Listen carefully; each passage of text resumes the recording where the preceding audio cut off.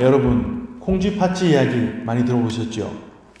우리 한국 사람 중에 아마 그 이야기를 모르는 사람은 없을 것입니다.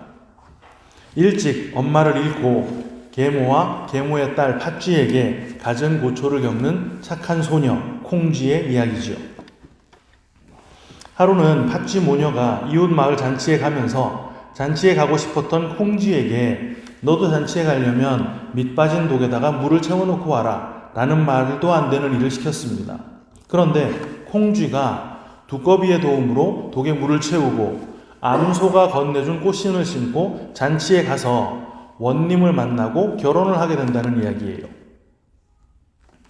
그런데 우연찮게 이 콩쥐 팥쥐 이야기에 원작이 있다는 걸 알게 됐습니다. 그래서 그걸 찾아봤더니 똑같은 해피엔딩이긴 한데 그 해피엔딩의 결말까지 이르는 과정이 조금 다르더군요. 국문 고전소설 형식의 활자본인 대창서원본에 나온 내용을 보면 콩쥐가 거기서 만난 원님이랑 결혼을 하기 전에 원님의 그 권력과 재력에 눈이 뒤집혔던 팥쥐와 팥쥐의 엄마가 작당을 해서 콩쥐를 물에 빠뜨려 죽이는 장면이 나옵니다. 그리고는 팥쥐가 콩쥐의 옷을 입고 원님한테 가서 자기가 콩쥐라고 거짓말을 하는 거예요. 그런데 얼굴이 너무 다르잖아요. 그래서 너무 못생긴 그 팥쥐의 얼굴을 보고 원님이 깜짝 놀라서 네가 콩쥐가 맞다면 얼굴이 왜 이 모양이 됐느냐 라고 물어봅니다. 그랬더니 팥쥐는 제가 콩멍석에 넘어지는 바람에 이렇게 됐습니다 라고 막 둘러댔어요. 그때부터 콩쥐 귀신이 밤마다 나타나서 팥쥐를 괴롭히기 시작합니다. 그리고는 우여곡절 끝에 콩쥐의 시체가 발견이 되고 팥쥐가 범인이었다는 게 밝혀지면서 팥쥐는 사형에 처해지죠. 그리고는 정말 설화답게 죽었던 콩쥐가 다시 살아나서 원님과 아들, 딸을 낳고 행복하게 살았다라는 것으로 이야기가 끝이 납니다. 원님을 사랑하지 않고 그 배경만을 얻어내려고 수단 방법 가리지 않았던 그 팥쥐는 결국 비참하게 죽게 되고 고생 속에서도 착한 삶을 살았던 콩쥐는 결국 참된 행복을 얻게 된다라는 전형적인 권선징악의 내용입니다. 오늘 우리가 함께 나누려는 말씀은 구약 룻기의 말씀인데요. 룻기는 여러분 잘 아시는 대로 전체가 4장까지밖에 되지 않는 아주 짧은 책입니다. 제목 그대로 이스라엘 사람 나오미의 며느리인 룻에 대한 이야기예요. 1절에는 이 시대적 배경이 나와 있는데 언제입니까? 사사들이 다스리던 시대라고 나와 있습니다. 사사시대는 잘 아시겠지만 가나안에 정착한 그 이스라엘 백성들이 수시로 이방 민족에게 유린을 당하던 시기였어요. 하나님 앞에서 패역하고 죄악에 빠질 때마다 하나님께서 수시로 이방 백성을 일으키셔서 이스라엘을 징치하셨기 때문입니다. 그러다가 이스라엘이 그들의 죄악을 돌이켜서 회개를 하면 하나님은 사사들을 세워서 그들을 다시 구원해 주시고 사사들이 다스리던 그 기간 내내 태평성대를 이루게 해주셨던 것이죠. 성경은 사사들이 다스렸던 그 시대를 이런 한 문장으로 압축해서 정리를 해놨습니다. 사사기 17장 6절인데요. 그때에는 이스라엘에 왕이 없었으므로 사람마다 자기 소견에 옳은 대로 행하였더라. 이 문장은 사사기를 마감하는 제일 마지막에도 똑같이 나와 있습니다. 사사기 21장 25절인데요. 그때에 이스라엘에 왕이 없으므로 사람이 각기 자기의 소견에 옳은 대로 행하였더라. 그리고는 곧바로 오늘 본문인 룻기 1장 1절이 시작이 되는 거예요. 이 자기 소견에 옳은 대로 행했다라는 말은 당시 이스라엘 백성들이 무슨 막 무법천지처럼 다 각각 지 멋대로 살았다 뭐 이런 말이 아닙니다. 각자가 생각할 때 이렇게 하는 것이 옳지라고 여기는 대로 이걸 조금 더 풀어서 말하자면 그들이 그들 스스로의 양심에 어긋나지 않도록 살았다라는 말이에요. 그들이 그렇게 살았던 이유를 그런데 성경이 뭐라 그랬다고요? 이스라엘에 왕이 없기 때문에. 그런데 참 재미있는 게 이 룻기가 시작하면서 처음 등장하는 인물의 이름이 하나님은 왕이시다 라는 뜻의 엘리멜렉인 거예요. 이 엘리멜렉이라고 하는 사람이 아내 나오미랑 두 아들 말론과 기럐을 데리고 흉년을 피해서 모압으로 가서 거기에 거류를 하게 됐는데 그들은 유다 베들레헴 에브랏 사람이었다라고 합니다. 그런데 모압에서 살던 중에 그 엘리멜렉이 죽어버렸어요. 그리고 과부가 된 그 나오미는 두 아들과 함께 계속 모압에 살게 됐습니다. 그 후로 두 아들이 모두 다 모압 여자랑 결혼을 하지요. 그렇게 모압 생활을 이어가던 중에 두 아들 말론과 기럐도 죽게 되고요. 결국 모압 땅에서는 세 과부만 남게 됐습니다. 이렇게 한 가정이 완전히 몰락하게 된 것까지가 오늘 본문의 내용이에요. 많은 설교자들이 이 엘리멜렉 가정의 몰락의 이유를 그들이 베들레헴을 떠나서 모압으로 갔기 때문이다 라고 봅니다. 아무리 흉년이 들었다 하더라도 선민으로서 마땅히 있어야 할 그 장소에 있지 않고 이방 땅으로 있어야 할 곳을 옮겨버렸기 때문이다 라는 것이죠. 그래서 우리도 그런 몰락을 당하지 않으려면 성도는 언제나 성도가 있어야 할 곳에 있어야 한다. 다른 말로 하자면 성도는 마땅히 믿음의 자리에 있어야 하고 성도는 또한 마땅히 거룩의 자리에 있어야 한다 라는 교훈을 내리는 거예요. 하지만 이게 그렇게 보기가 좀 무리스러운 것이 당시가 사사들이 다스렸던 시대였기 때문입니다. 여러 사사 가운데 어느 사사가 그 룻기 시대랑 같은 것인지가 명확하지는 않지만 모압이랑 왕래가 비교적 자유로웠던 것을 근거로 볼 때 모압 왕 에글론에게 공물을 바치던 에훗 시대였거나 혹은 흉년이 언급된 걸로 봐서 7년 동안 그 미디안의 약탈 때문에 궁핍이 극심했던 기드온 시대 정도 될 것이다 라고 추측을 하고 있어요. 에훗 시대나 기드온 시대 당시에 엘리멜렉이 고향 땅을 떠나서 그 모압으로 갔을 때 선민의 장소를 지키면서 살았던 나머지 모든 사람들도 예외 없이 다 죽을 만큼 힘든 삶을 살았습니다. 그랬기 때문에 하나님께 부르짖은 거잖아요. 그래서 하나님은 사사를 보내셨던 것이거든요. 무슨 말입니까? 선민의 땅, 그 유대에 머물렀던 사람들이나 유대 땅을 떠나서 모압으로 갔던 그 엘리멜렉의 가정이나 다 똑같이 자기 소견에 옳은 대로 살았던 사람들이란 말입니다. 여러분, 사실 이 룻기는요, 곤경을 피해가는 방법을 설명해 주는 책이 아닙니다.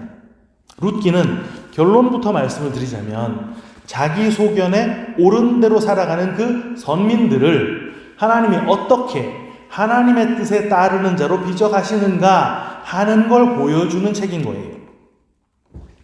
오늘 본문은 룻기 전체의 서론 부분에 해당이 됩니다. 제일 앞부분이니까요. 그런데 이 서론 부분에 등장하는 하나님은 말 그대로 피도 눈물도 없는 아주 냉혹한 하나님처럼 등장을 하세요. 여러분, 지금 이 엘리멜렉 가정이 베들레헴을 떠나서 이방 모압 땅으로 들어가게 된 이유가 뭐였습니까? 흉년이잖아요. 그런데 흉년이 사람 마음대로 발생시킬 수 있는 그런 것입니까? 아니지요. 그건 하나님께서 하신 거란 말입니다. 무슨 말일까요? 하나님께서 흉년을 일으키셔서 이 엘리멜렉 가정을 모압으로 몰고 가셨다는 말입니다. 이게 하나님이 수시로 사용하시는 방법인데요. 아브라함이 갈대아 우르에서 이끌려 나온 뒤에 하나님이 기근을 들게 하셔서 애굽으로 그를 몰고 가셨던 거 잘 아시죠? 창세기 12장 8절 하반절부터 읽어드립니다. 그가 그곳에서 여호와께 제단을 쌓고 여호와의 이름을 부르더니 점점 남방으로 옮겨갔더라. 그 땅에 기근이 들었으므로 아브람이 애굽에 거류하려고 그리로 내려갔으니 이는 그 땅에 기근이 심하였음이라. 여러분, 엘리멜렉은요 사실 세상 물정에 제법 훤한 사람이었습니다.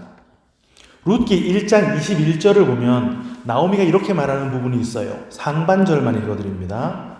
내가 풍족하게 나갔더니 여호와께서 내게 비어 돌아오게 하셨느니라. 애당초 그 가정이 베들레헴을 떠날 때 풍족했었다는 거예요. 그 당시가 그런데 어떤 시대라 그랬습니까? 애굽 시대였다고 한다면 모압에게 조공을 바쳐야 했던 시대고, 기드온 시대였다고 한다면 주변에 약탈이 극심했던 시대라 그랬잖아요. 그런 척박한 시대에 풍족을 유지했을 정도로 세상 사는 요령이 있었던 사람이란 말입니다. 아는 만큼 보인다고 흉년이 오니까 발빠르게 모압으로 움직인 것이죠. 이런 정보를 근거로 해서 엘리멜렉의 모압행을 평가한다면 어떻겠습니까? 그건 하나님이 흉년이라고 하는 장치를 동원해서 엘리멜렉을 모압으로 몰아가신 것이라고 봐야 되겠고요. 많이 양보한다 하더라도 하나님이 엘리멜렉의 그 행보를 막지 않으셨던 것입니다. 뭡니까? 엘리멜렉의 그 모압행 안에는 하나님의 의도, 하나님의 뜻이 들어있는 거란 말이에요. 그런데 문제가 있습니다. 그렇게 모압으로 몰고 가신 것이 하나님이 맞다면, 하나님이시라면 하나님이 그 모압에서의 삶을 책임져 주셔야 맞을 텐데 그러지를 않으시는 거예요. 심지어 책임은 고사하고 엘리멜렉 온 집안이 그야말로 풍비박산 나버렸습니다. 먼저 엘리멜렉을 죽이시는데 뭘 잘못했기 때문에 죽이셨다는 언급이 나와 있질 않아요. 아니 그러니까 흉년 들었다고 선민이 그렇게 베들레헴 떠난 거 그게 잘못이 맞다니까. 그렇습니까? 그럼 야곱과 그 아들들도 흉년을 피해서 애굽으로 갔을 때 다 죽이셨어야죠. 야곱이 애굽에 들어가 살게 됐던 계기가 세계적인 흉년이었습니다. 음식 구하려고 자식들을 애굽에 보냈는데 총리가 돼 있었던 그 요셉을 만나서 일가족이 애굽으로 모두 이주를 했던 거란 말이에요. 거기선 선민이 애굽으로 갔던 게 아무런 문제가 없었습니다. 그런데 엘리멜렉은 죽여버리신 거예요. 아무런 이유도 설명해 주지 않은 채 그냥 죽이셨습니다. 나오미의 남편 엘리멜렉이 죽고 이렇게만 써 있는 것이죠. 두 아들 말론과 기럐이 죽은 것도 똑같아요. 왜 죽은 것인지 이런 방구 설명이 없습니다.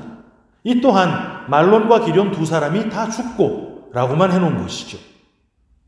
그 죽음 하나님께서도 예상 못하셨던 죽음입니까? 아니겠지요. 나오미 스스로는 이렇게 고백을 했습니다. 1장 21절 하반절인데요. 여호와께서 나를 징벌하셨고 전능자가 나를 괴롭게 하셨거늘 너희가 어찌 나를 나오미라 부르느냐 하니라. 하나님이 죽이신 거란 말이잖아요.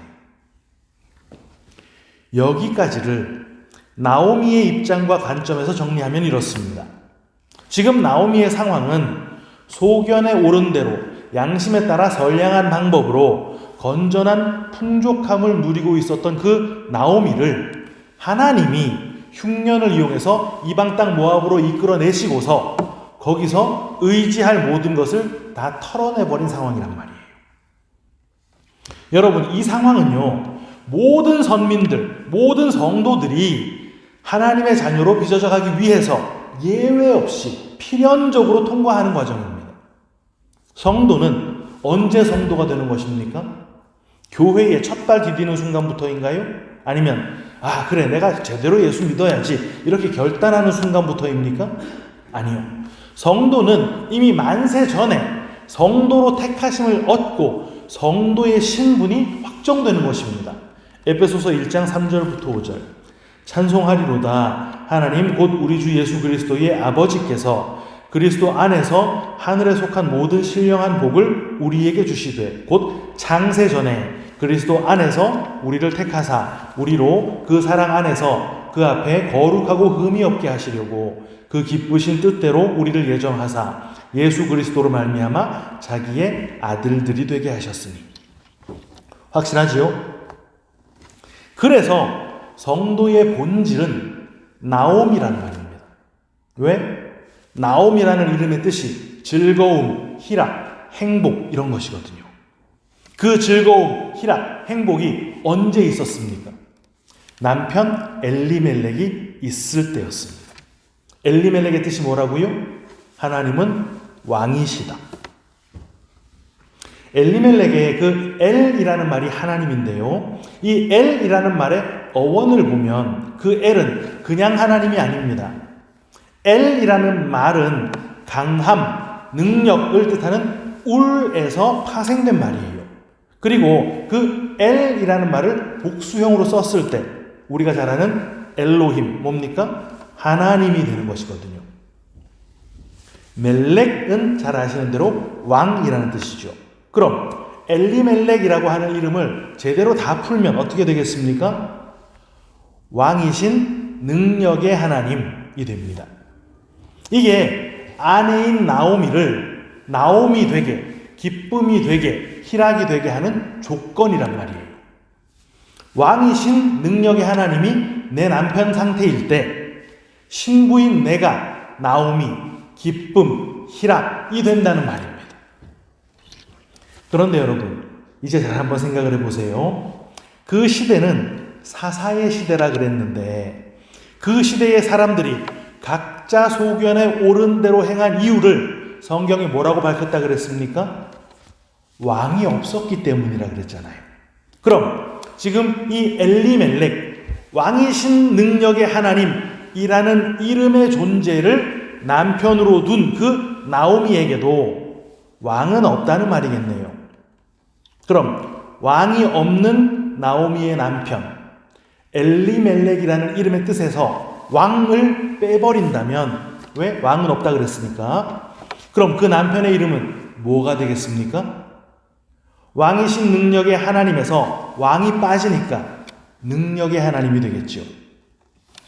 능력의 하나님이 내 남편이긴 한데 그 남편이 왕은 아닌 상태가 됐습니다. 그럼 지금 그 상황에서 왕은 누구겠습니까? 자기 소견에 옳은 대로, 자기 뜻대로 하는 사람들의 왕은 자기 자신인 거예요.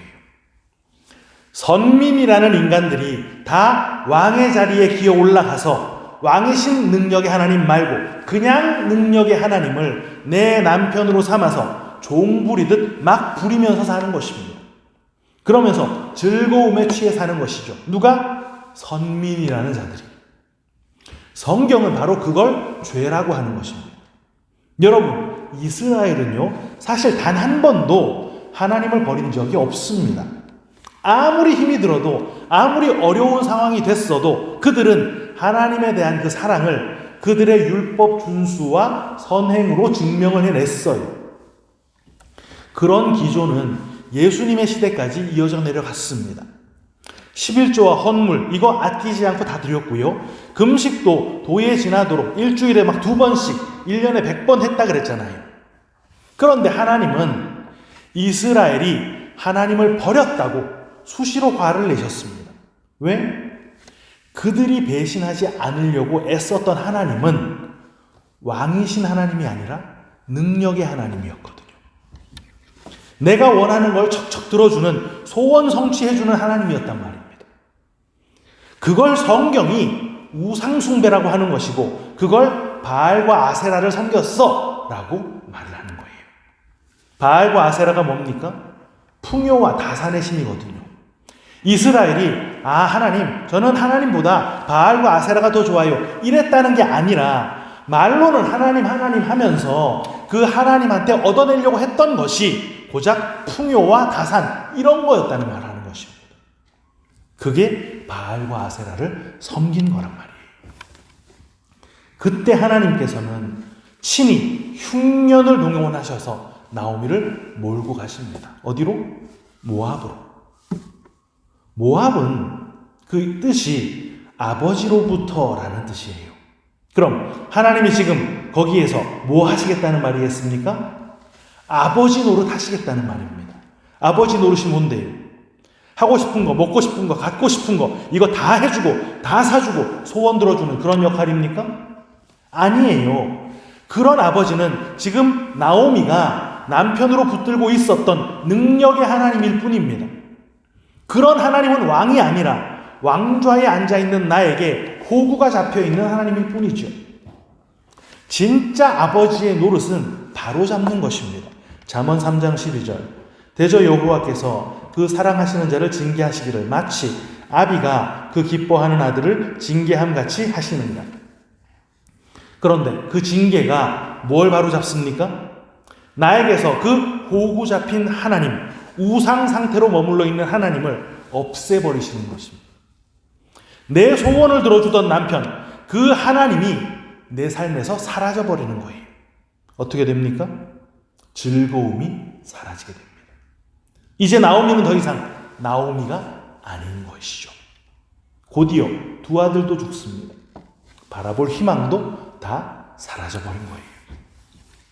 그들의 이름은 말론과 기럐이었는데요. 그 뜻은 병들다, 쇠하다 뭐 이런 뜻입니다. 그게 바로 나오미의 상황이었던 것이죠. 그 상황을 나오미 스스로가 자기 이름을 그렇게 바꿔서 설명을 해줍니다. 룻기 1장 20절. 나오미가 그들에게 이르되 나를 나오미라 부르지 말고 나를 마라라 부르라. 이는 전능자가 나를 심히 괴롭게 하셨음이니라. 마라라는 이름의 뜻은 쓰다, 괴롭다라는 뜻이거든요. 그런데 그때 나오미는 소문을 듣게 됩니다. 어떤 소문입니까? 6절 상반절. 그 여인이 모압 지방에서 여호와께서 자기 백성을 돌보시사 그들에게 양식을 주셨다 함을 듣고, 그때 그 소문을 들은 나오미가 어떻게 했습니까? 베들레헴으로 돌아올 것을 결심합니다. 6절 하반절인데요.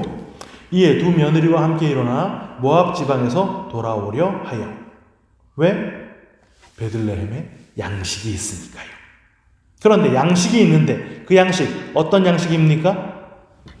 여호와께서 자기 백성을 돌보셔서 주신 양식이라고 하잖아요. 그게 뭡니까? 하늘떡이겠지요. 베들레헴의 뜻은 떡집, 하늘의 떡이 있는 곳, 생명 양식이 있는 곳 이런 뜻입니다. 결국 거기에서 진짜 하늘의 떡, 생명 양식이신 예수님이 태어나시는 것이죠. 이게 바로 택함받은 백성들이 베들레헴으로 돌아오게 되는 과정입니다. 아니 어차피 돌아올 거 애당초 안 나갔으면 더 좋았을 텐데, 아니요. 성도 중에 그거 안 나가는 사람은 없는 거예요. 그거 안 나가는 사람은 신약 그 탕자의 비유에 나오는 큰아들밖에 없습니다. 모든 성도는 다 탕자가 돼서 집을 나가게 돼 있다는 말이에요. 왜? 그래야 내 남편이, 내 아버지가 그저 물질이나 대주고 소원이나 들어주는 그런 호구인 줄 알면서 살던 삶을 청산하고 진짜 아버지의 사랑을 깨닫게 되는 것이거든요. 간혹 목사님들 중에 그 고생 피하고 싶으면 미리미리 하나님 말씀 잘 들어서 신앙생활도 잘하고 교회 생활도 잘하자라고 경고성 설교를 하시는 분들이 계신데요. 불가능한 일입니다. 날 때부터 죄인인 우리 선민들, 그래서 세상 떡을 사랑하는 선민을 하늘떡 사모하는 자로 만드는 과정이 그거고, 그 길 이끄시는 분이 하나님이신데 그걸 어떻게 피합니까? 택함을 받은 우리는 이미 확보된 천국에서 완성된 모습을 가지고 있습니다. 사도 요한이 이미 다 봤단 말이에요. 과거, 현재, 미래 이런 거 없는 저 영원한 천국에서 성도들이 이미 흰옷 입고 찬양하는 거 봤단 말입니다. 그런데 그런 우리를 이 땅으로, 시간 속으로, 역사 속으로 보내버리셨어요. 누가? 하나님께서. 보내실 때 완성된 존재로 보내셨습니까? 아니죠. 죄악된 이 세상에 죄인의 모습으로 보내셨습니다. 나면서부터 죄인으로 보내셨단 말이에요. 콩쥐 역할로 오긴 했는데 성품이 팥쥐라는 말입니다. 그저 원님 배경이 좋고 원님이랑 결혼해서 확보될 그 환경이 좋다라는 것이죠. 어떡합니까? 콩쥐인 척 막 하는 것입니다. 호구 물었거든요. 얼굴이 이 모양인데도, 티 다 나는데도 나 콩쥐 맞다고 콩멍석에 넘어져서 그런 거라고 벅벅 우기는 것입니다. 그런데 그대로 결말 나면 됩니까? 그럴 수 없잖아요. 우리의 그 팥쥐 같은 성품을 다 죽여내시고 마침내 콩쥐로 다시 살려내시는 것입니다. 어떻게? 이 땅에서 수많은 결핍을 겪으면서 천국에서 살아갈 그 완성된 성도로서의 모습이 얼마나 큰 은혜인지를 배우게 하시는 거예요. 그거 안 배우면 내 신랑은 여전히 나에게 그냥 호구일 뿐이거든요.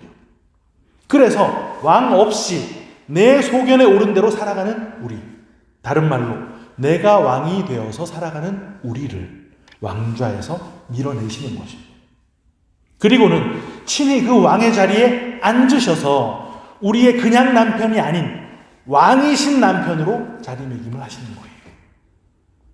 내가 생명처럼 의지하던 남편, 자식, 건강, 물질 하나하나 다 하나님이 쳐내시고서 그 자리마다 하나님께서 우뚝 서시는 것입니다. 내가 네 희망이야. 내가 네 힘이야. 내가 너의 생명이야.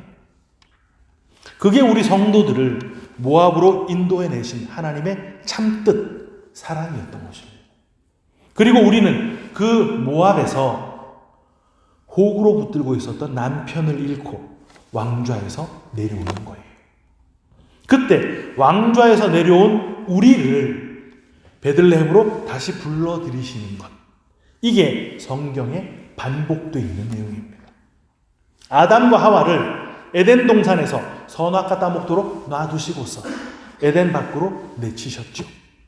그리고 구원자가 필요하다는 것을 처절하게 가르치신 후에 끝끝내 둘째 아담 예수를 통해서 그 낙원 회복시켜 주시는 것. 야곱 일가를 기근을 통해서 애굽으로 다 밀어넣으시고 거기서 400년 동안 이스라엘과 애굽이 전혀 다르지 않다는 걸 가르치신 뒤에 모세를 통해 출애굽을 시켜내 주시는 것. 이 모든 이야기들이 다 우리가 진짜 회복해야 될 게 무엇인지를, 진짜 사랑해야 할 게 그런 신랑이 누구인지를 우리에게 뼈저리게 가르쳐 주시는 하나님의 사랑이란 말이에요.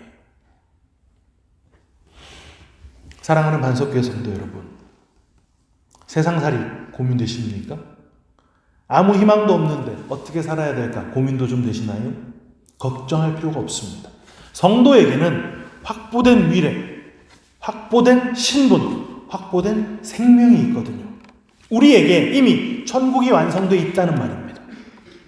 현실 속에서는 그 간극이 너무나도 커서 아픔과 괴로움을 다 겪으면서 버텨내고 있지만 그 확보된 천국을 바라볼 믿음도 우리에게 이미 주셨거든요. 그 믿음으로 담대하게 세상을 살면서 많이 배우고 주님의 능력을 사랑하는 자가 아니라 주님을 사랑하는 자로 빚어져서 마침내 저 천국으로 복귀하게 되는 날, 기쁨의 찬양을 부르는 우리 모두 다 되시기를 주님의 이름으로 축원합니다.